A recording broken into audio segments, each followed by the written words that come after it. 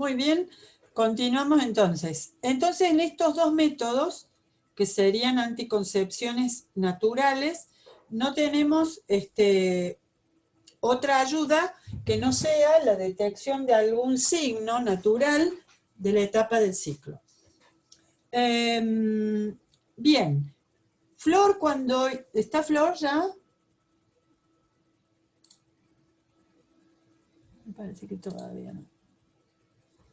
A ver si entra Flor. Bueno, ¿qué otra persona quiere contarnos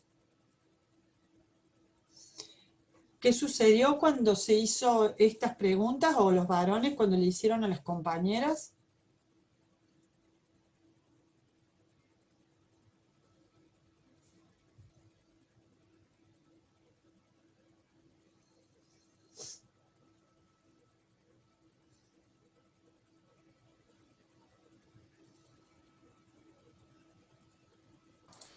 Profe, ¿Lo hicieron?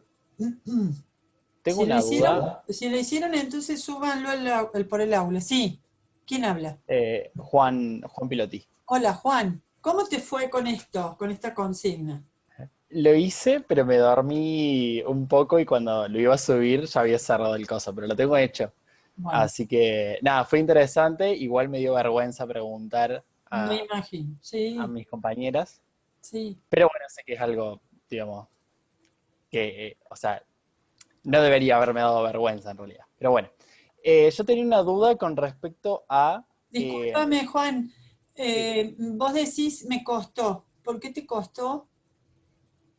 ¿Por lo de la Por- vergüenza? eh, ¿O te porque costó resolver etapas y eso?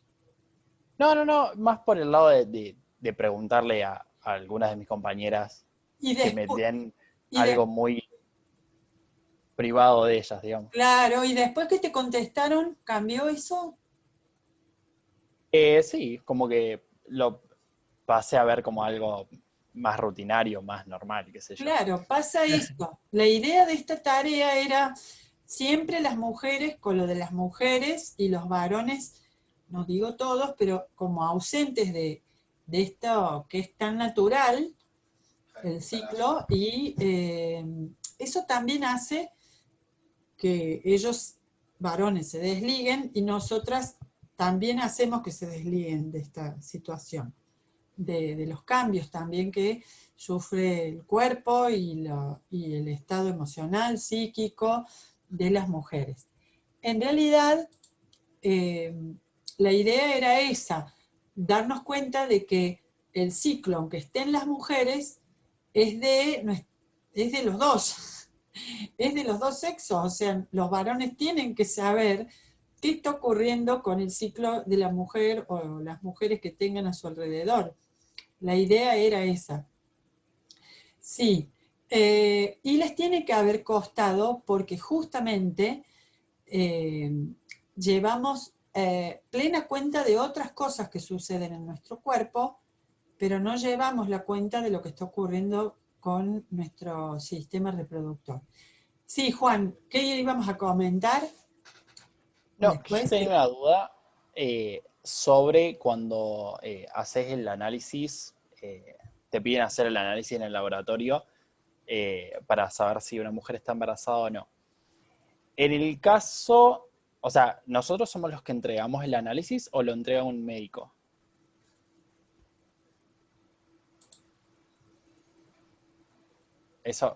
Eso tengo una duda ahí. Bueno, los muchachos van a saber contestar mucho mejor que yo. Yo hace bastante que ya no estoy relacionada con los laboratorios clínicos, he estado más Sí. relacionada con la investigación, pero pasa que los informes normalmente los da una secretario o secretario cuando, bueno, es un laboratorio privado o cuando es un público que atiende mucha gente, entonces puede ser que sea un simple administrativo el que entrega el resultado sin ninguna explicación. En cambio, cuando uno se lo entrega en consultorio, el especialista, sea el ginecólogo, el oncólogo, el especialista en embarazos, etcétera, etcétera, lo entrega personalmente y explica el resultado. ¿Me Sí, permitís por favor. comentar una cosa? Sí. Por lo menos cuando yo hice las prácticas en el Misericordia, nosotros nos aconsejaban de que no diéramos explicaciones acerca de la interpretación de los resultados a los pacientes. ¿Por qué? Porque nosotros podíamos darle alguna indicación y después el médico tener una indicación totalmente diferente en base a otros parámetros que el médico tiene y que nosotros no. Nosotros solo vemos los análisis, mientras que el médico hace un examen un poquito más específico o más amplio. Entonces, ya sea que vos entregues los resultados directamente al paciente, como si te los viene a buscar el médico, yo recomiendo de que vos nunca hagas una interpretación para con el paciente. Porque muchas veces viene el médico con el paciente al lado. Y vos no le digas nada al médico, si querés comentarle después. Pero siempre aconseja al paciente de que con los resultados vaya y vea al médico. Porque otra cosa que suele pasar es que vos le decís, no, mira, acá dice que estás embarazada, ponele. Y después el paciente nunca va al médico, y después nunca se hace los controles, y después un embarazo de riesgo, y después todo es un problema. Entonces, acá tiene los resultados, están chequeados, tal, no sé, la pregunta que te harán, vaya al médico para que le diga qué es lo que tiene que hacer ahora. Si está internado, normalmente son los médicos del piso o de la sección de la internación que corresponde a los que vienen a retirar los análisis, pero si es un paciente que va por consultorio externo o por turno, viene, los retira, normalmente se los da una secretaria, o a veces te puede tocar entregarlos a vos, y después tiene que sacar un turno para entregarle esos resultados al médico. Claro. Si vos ya le das todas las respuestas, el tipo dice, listo, ya está, me vuelvo a mi casa. Y por ahí era el principio de un tratamiento que no se hizo porque el tipo nunca fue a sacar turno, nunca hizo las cosas bien, entonces traten de evitar sacar conclusiones directamente con los pacientes. Está. Sí, y Buenísimo. no solamente eso, sino que ahí viene después la famosa frase, ¿y quién le dijo eso? Porque uno va con el impreso, el informe del análisis al especialista o al médico de cabecera y le dice, no, porque a mí me dijo el del laboratorio o la enfermera o que me dio mal tal cosa. Entonces el médico dice, no, ¿quién le dijo eso? Porque el médico o el especialista está sabiendo en qué condición estás vos, en qué parte del ciclo, o que hay alguna hormona que te iba a dar alto siempre porque estás con amenorrea constante, etcétera, etcétera, ¿no? ¿Hiciste Y en las dos caso, compañeras, Nico? en caso de ver alguna irregularidad con el tema del resultado o que la paciente exprese como que tenga algún problema con el resultado si se da cuenta que está embarazada. Claro. Problema por el lado de violencia intrafamiliar o esas cosas. ¿Se Embarazo. puede consultar con algún especialista dentro de los hospitales o algo así? ¿Hay algún consultorio que nosotros podamos decir como técnicos, che, mira, me parece que tal paciente puede tener algún problema familiar? De nuevo, no sé lo que van a decir Federico y Winchi. En esos casos y siempre conviene ser técnico. Cuando uno dice yo soy técnico, hice mi técnica, vi el resultado y los que se tienen que encargar de informar, dialogar con el paciente, etcétera, etcétera, son otros. Y aparte eso depende mucho de dónde estés, porque hay grandes hospitales que tienen un servicio de atención o contención psicológica, hay otros más chicos que no, que tienen que derivar a la paciente o al paciente a otro lugar. Y obviamente existe todo un mundillo alrededor del embarazo que no nos conviene como técnicos ir más allá de eso, porque los embarazos no deseados, bueno, pueden desde acusarte a los gritos de que está falseando el resultado, que sos amigo del muchacho que la violó esa noche, etcétera, etcétera. Bueno, de todo puede pasar porque la vida humana misma entra a los hospitales y a los servicios y si, bueno, ya se van a acostumbrar también a que de acuerdo a los servicios donde vayan, el nivel socioeconómico, el perfil de pacientes que atienden determina muchísimo las reacciones de los pacientes frente a ciertos resultados. La técnica de que te cierran el sobre con ganchitos y el médico se va a dar cuenta si lo abriste, que es vieja, ahora ha sido reemplazada por el resultado digital. Entonces el paciente en muchos casos llega a su casa, se loguea en su mutual y puede mirar el resultado antes que el médico. Hoy mismo el DASPU, que es la obra social de la universidad nuestra, te logueas y miras los resultados. Y eso hace que con el googleado la gente se asuste al vicio, a veces, se diagnostique. Miren, les voy a contar la experiencia. Con lo que yo sé, que no es tantísimo, pero tampoco es la nada misma, y algo sé entre biología y fisiología, y lo que estudié sola, más o menos me puedo defender. Sin nunca decir que me voy a equiparar a alguien que sepa de medicina, como los médicos o los especialistas, porque no es así. Pero uno va interpretando y sabiendo bastante algunas cosas. Entonces yo me autodiagnosticaba un hipocortisolismo cuando empecé a enfermarme en el primer cuatrimestre. Claro, mirando los síntomas del hipocortisolismo uno se da cuenta de que claramente era bastante probable que me pudiera confundir un hipocortisolismo, y en realidad lo que tuve fue una diabetes de novo, es decir, una suba importante de la glucemia, lo cual hace que él se diagnostique como una diabetes nueva o un debut diabético. Claro, es que la sintomatología era muy similar. Por eso, ni conviene que uno se crea, digamos, que ya tiene todos los elementos para deducir, aunque veamos 20, 30, 300 informes de laboratorio por día y vayamos estudiando casos, hay que tener muchísima precaución, porque eso que le podemos decir a otro también nos puede pasar a nosotros mismos mirando nuestros propios valores, nuestras propias imágenes. Yo descartaba después ciertos síndromes glandulares por las imágenes que estaban bien. Bueno, en fin, así que tener mucho cuidado.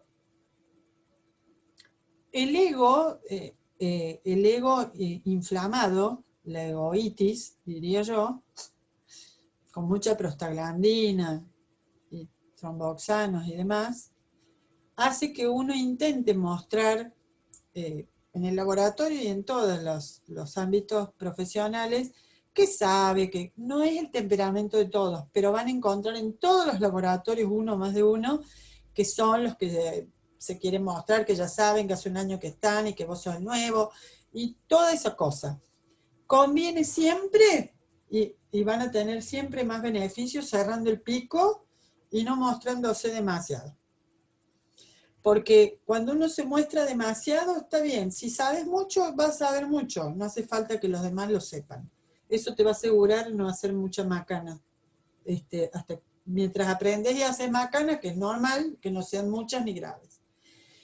Pero en general eso nos evita que nos pongan entre mira, que los envidiosos nos pongan entre mira. Es muy común en los hospitales en general esta pugna por acomodarse mejor, por mostrarse más ante el jefe, lo hice yo cuando no lo hizo. Bueno, de estas cosas van a hablar muchísimo cuando estén en los hospitales todos, y si cambian de hospital o de servicio, ni les cuento, y si pasan por lo privado y después lo público, se van a llevar una gran sorpresa. Pero en definitiva, tratar de no sobresalir demasiado, como tampoco no figurar y que parezca que no trabajamos. Un equilibrio ahí va a ser importante. Pienso yo, no sé qué opinan los chicos, pero al menos es lo que yo he podido recabar de las experiencias mías y de otros que estuvimos, bueno, analizando y tratando de ayudar. Particularmente coincido con Maja. Perdón, Maja. Sí, dale. No, decía que particularmente coincido con Maja. Una cosa es que una persona, digamos que algún jefe de laboratorio te reconozca, y otra cosa es salir a mostrarse. Salir a mostrarse normalmente no está bien visto, y, y te tiene entre ceja y ceja. Y después está la otra. El mal llamado puterío en los hospitales es fuertísimo, y dependiendo del hospital en el que estén va a ser más o menos a favor o en contra. Siempre traten de que hablen bien de ustedes, siempre. Eh, pero no salgan a mostrarse, porque, a ver, los van a querer salir a bajar. Cuando ustedes quieren decir, yo sé, yo sé, yo sé, yo sé, les van a estar constantemente buscando el palito para ver dónde los agarren. Y cuando los agarren, se las van a recordar por el resto de las vidas. Ya, viste que no sabías tanto, y te empieza a dar, y al final te salió el tiro por la culata, como quien dice. Yo les recomiendo que hagan su trabajo de la mejor manera posible, que la gente se dé cuenta por sí sola que ustedes saben, pero no salgan no salgan con esa actitud de che, vos, mira que sé, mírame. No, eso es lo peor que pueden hacer. Con respecto a lo del gabinete de contención que decían, hay gabinete psicológico y hay gabinete social. A mí particularmente me tocó vivir un caso particular de un paciente menor de edad, pediátrico, que, digamos, asistía al hospital por una insuficiencia renal. La cosa es que le mandan a hacer análisis y, lógicamente, la nenita le costaba ir al baño, tenía una infección, después nos enteramos que tenía una infección, entonces le costaba ir al baño. La cosa es que cuando entrega la muestra, nosotros vemos en el microscopio de que tenía espermatozoides la muestra. Una nenita de 6 años, o sea, totalmente irregular. Entonces, lógicamente, dimos aviso al médico tratante, que inició todo el proceso legal correspondiente, hizo la denuncia y demás. Resultó ser que tras los análisis correspondientes se demostró que en realidad la nena no había sido violada, ni mucho menos, sino que la madre, huevona, perdón por la expresión, se había cansado de esperar que la nena vaya al baño y quería volverse a su casa. Entonces, ¿qué hizo? Orinó ella y entregó la muestra como si fuese de la madre, como si fuese de la nena. Pero eso generó toda una movida bastante grosa, una angustia muy grande en el laboratorio y entre todos los profesionales que asistimos a ese caso. Entonces, tengan mucho criterio con este tipo de cosas, porque por ahí nada que ver. Por ahí te sale de adentro esta cuestión de querer hacer justicia, y vas y justo la nenita viene a buscar el resultado con el padre y lo mirás con una cara de odio, y resulta que nada que ver, ¿viste? Entonces, mucho cuidado con eso. Otra cosa con el tema de embarazos, a mí me ha tocado ver muchos pacientes adolescentes cursar embarazos. Y me ha tocado ver, por ejemplo, desde chicas de 16, 17 años que caían con los padres con una cara de por favor que dé negativo porque mi viejo me mata. Como también me ha tocado ver festejar una pareja adolescente que estaban embarazados y iban a tener un bebé. O sea, uno no sabe qué es lo que está pasando en la vida del paciente, entonces hay que ser lo más profesional posible, simplemente informar lo que corresponda y no sacar ningún tipo de conclusión. Ya para eso estará el médico, estará el gabinete psicológico, la parte legal, etcétera, etcétera, etcétera. Lo ideal del equipo de trabajo es que cada uno haga su trabajo de la mejor manera posible sin invadir el trabajo del otro. De esa forma el equipo funciona. Nosotros tenemos que saber dónde estamos parados, qué es la parte que nos toca, y hacerlo de la mejor manera posible. Es el mejor consejo que les puedo dar. Bueno, acá nos están pidiendo que aceleremos para poder resolver lo que les ha costado del trabajo.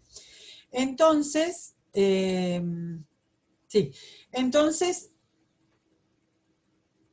quiero escuchar a algún otro varón qué le costó, qué pudo sacar en claro de preguntarle a sus compañeras la etapa del ciclo y si pudieron responder estas cuestiones de qué pasa durante el embarazo. ¿Cómo ubicamos a una mujer durante el embarazo?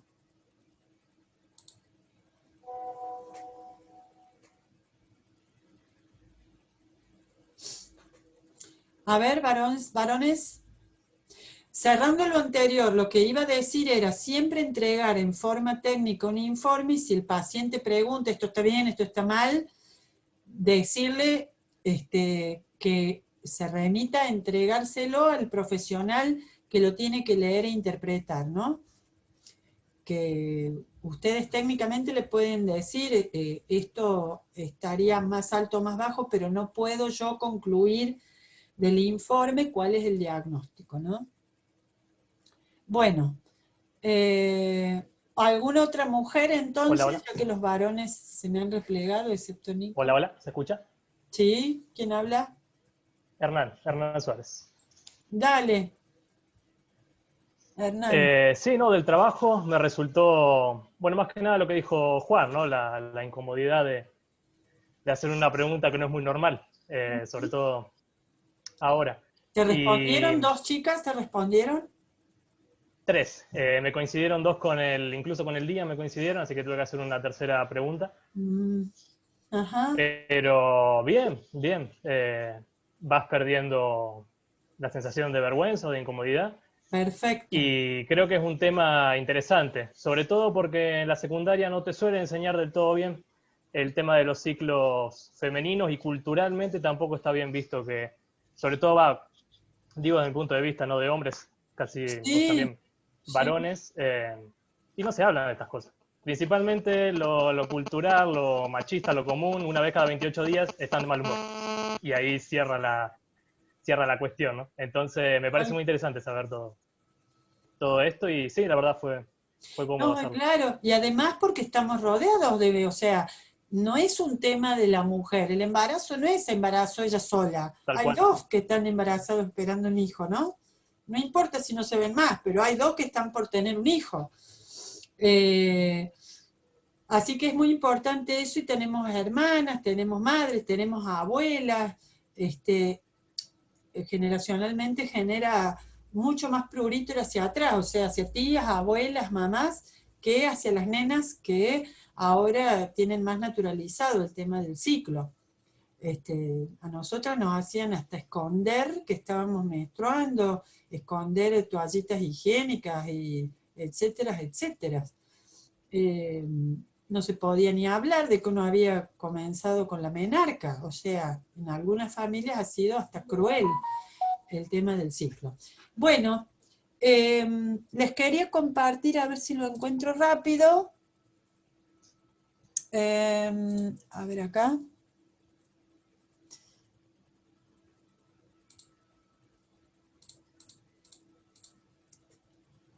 ¿Ustedes qué pudieron observar o concluir con respecto a qué pasa en el embarazo? A ver, ¿cuál es la hormona que hace que se sostenga el endometrio dentro del útero? Abran micrófonos, contesten.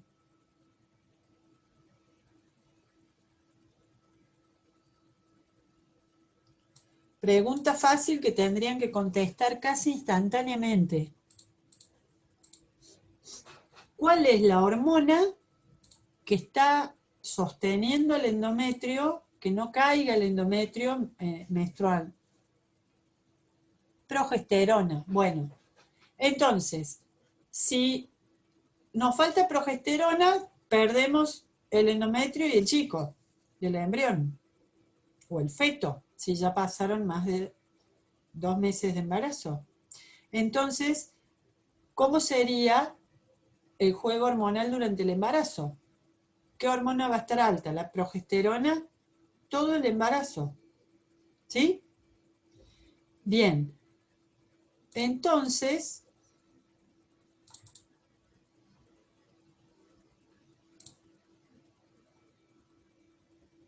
les muestro esto. Es deducible que la progesterona tiene que estar alta. Quiere decir que si la progesterona está alta, ¿de dónde proviene la progesterona? ¿De qué estructura?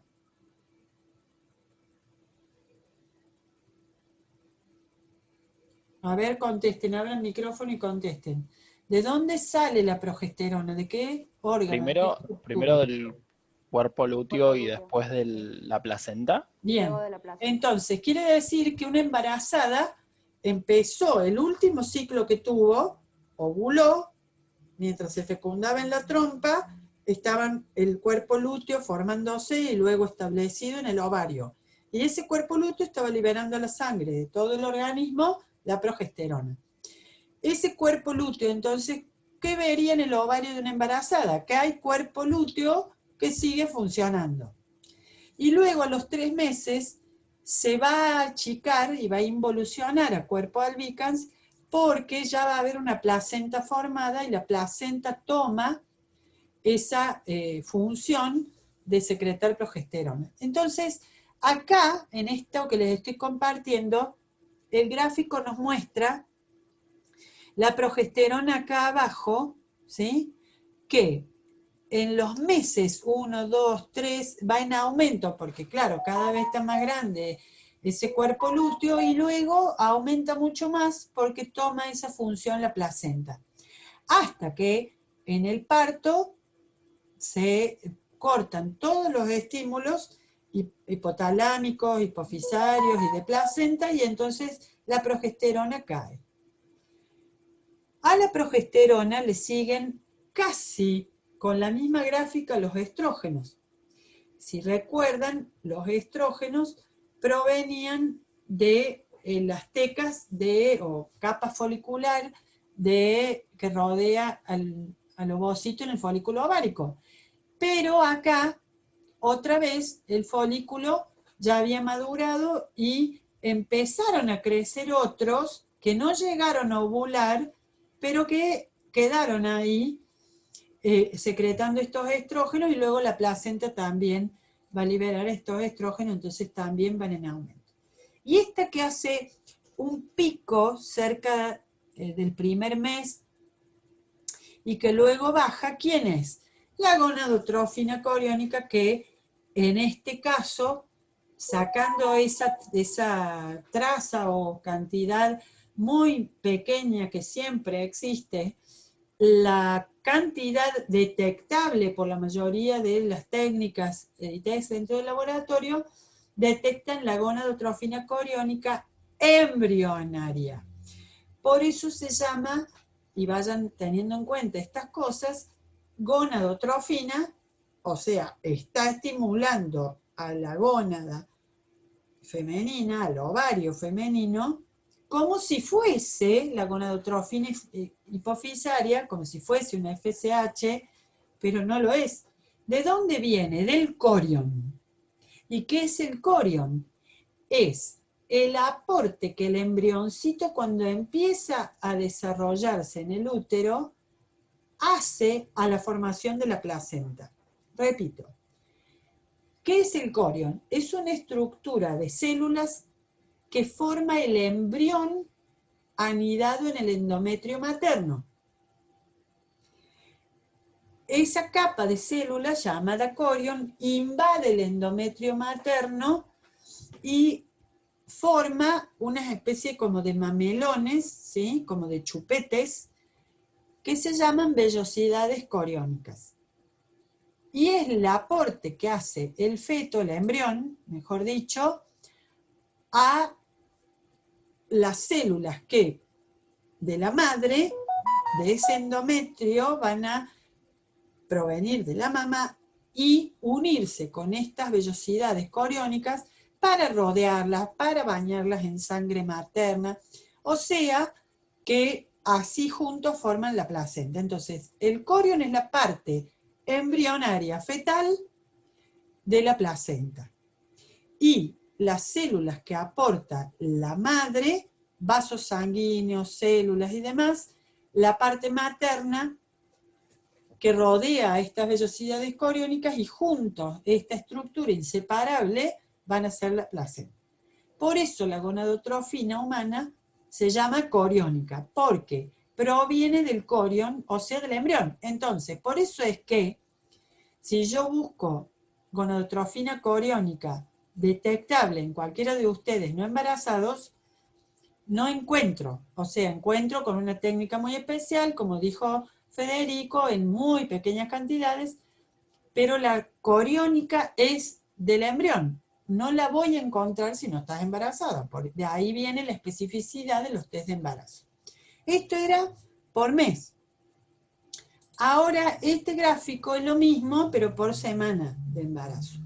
Entonces, teniendo en cuenta lo que explicó el Winchi, después de la última menstruación y agregando los 15 días desde la ovulación hasta esa menstruación y bla, bla, bla, todos esos cálculos, tenemos de nuevo la gráfica que pueden ver que a las 4 semanas hace el pico la gonadotrofina coriónica y por eso antes, pregúntenle a sus abuelas, no se podía saber si estabas embarazada hasta que no pasara un mes y medio. Un mes por lo menos. A algunas les daba el mes, pero a la mayoría el mes y medio. ¿Por qué? Porque no había una técnica que detectara esta cantidad ínfima en las primeras semanas.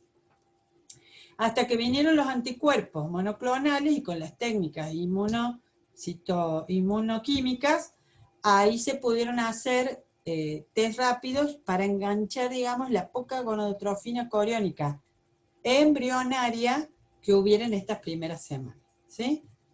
Bueno, entonces, la embarazada, ¿dónde la ubicamos? La ubicamos entonces con gonadotrofina coriónica detectable. ¿Qué más?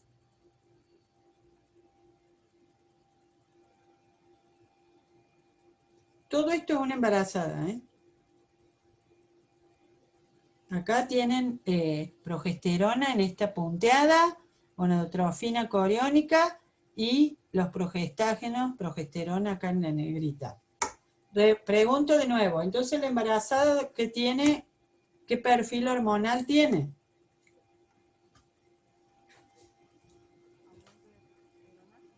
Progesterona, estrógenos altos, depende del mes de embarazo, y gonadotrofina coriónica bien altita y detectable. ¿Estamos de acuerdo? Bueno, entonces, ¿en qué etapa quedó detenida? Si es que no se puede hablar de detenido porque el embarazo es dinámico, pero si nosotros miramos las etapas ováricas, ¿a dónde se quedó la embarazada que se fue del ciclo? Esto es como el ciclo celular, que se iban las células a G0 y no iban a mitosis. Entonces la embarazada se fue a mitosis, a reproducirse.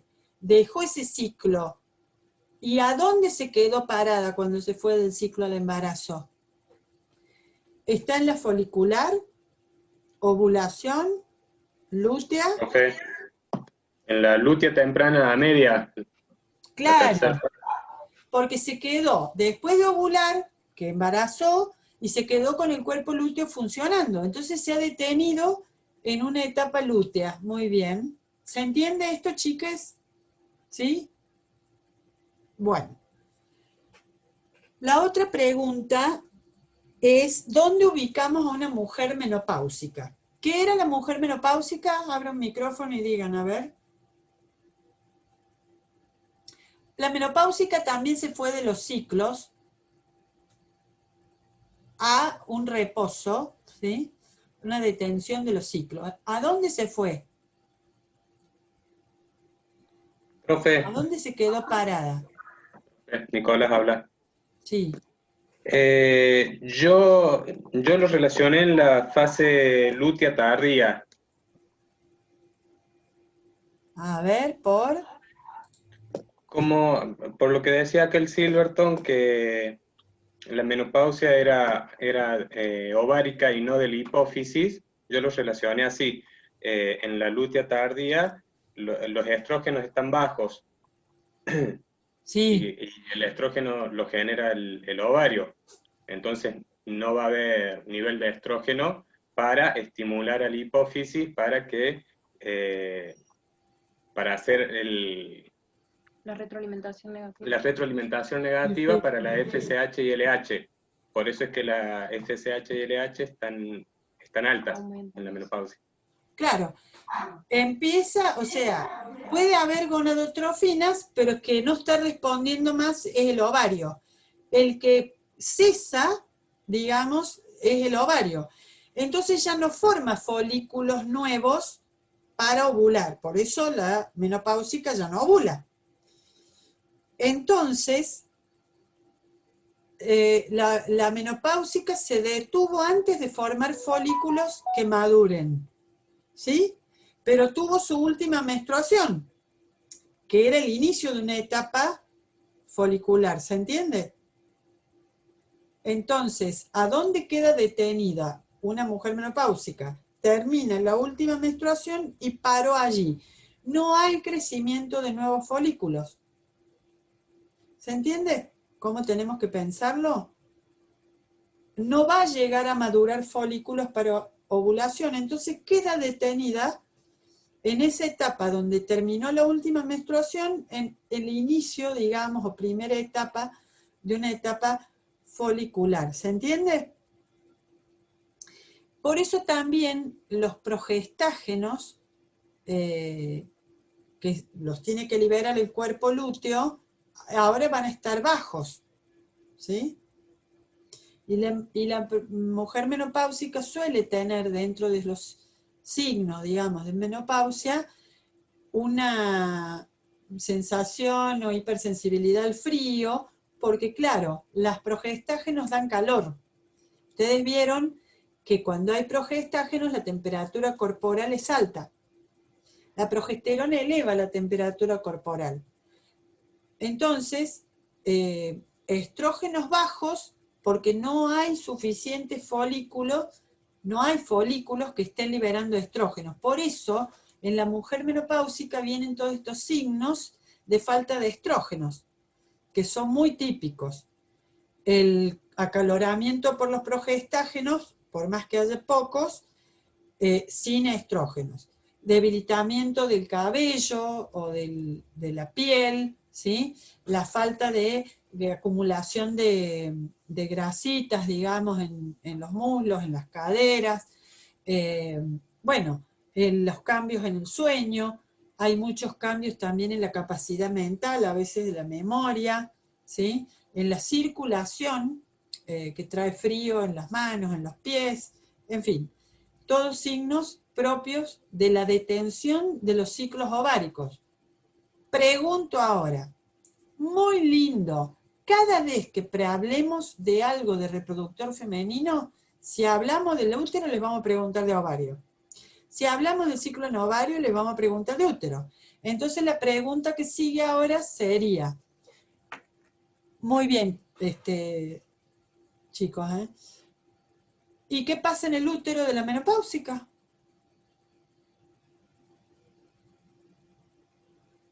Endometrio tiene. Pobres menopáusicas, no les quiten el endometrio. ¿Cómo será ese endometrio en una menopáusica?